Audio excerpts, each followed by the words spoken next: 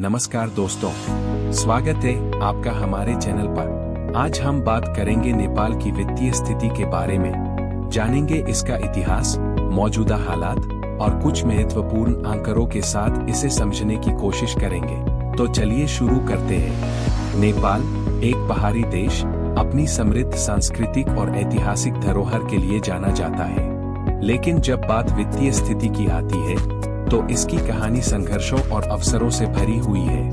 नेपाल का आधुनिक आर्थिक इतिहास 1950 के दशक से शुरू होता है, जब देश ने राणा शासन से मुक्ति पाई। इस समय तक नेपाल की अर्थव्यवस्था मुख्य रूप से कृषि पर आधारित थी।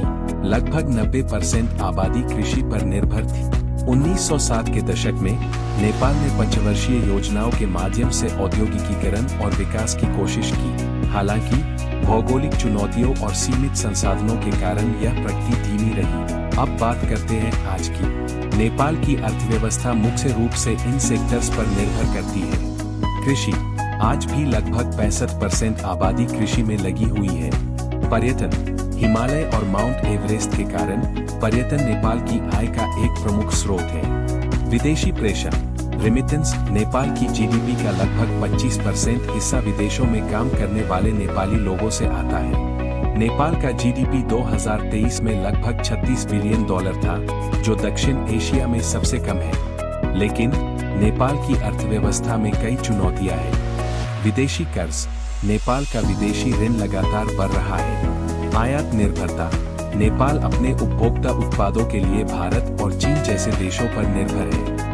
राजनीतिक अस्थिरता बार बार सरकार बदलने से आर्थिक सुधारों में बाधा आती है। कुछ महत्वपूर्ण आंकड़े। होस्ट चलिए अब कुछ डेटा पर नजर डालते हैं। गरीबी दर नेपाल में 17.4% लोग गरीबी रेखा से नीचे रहते हैं। बेरोजगारी दर 2023 में बेरोजगारी दर लगभग 4.7%।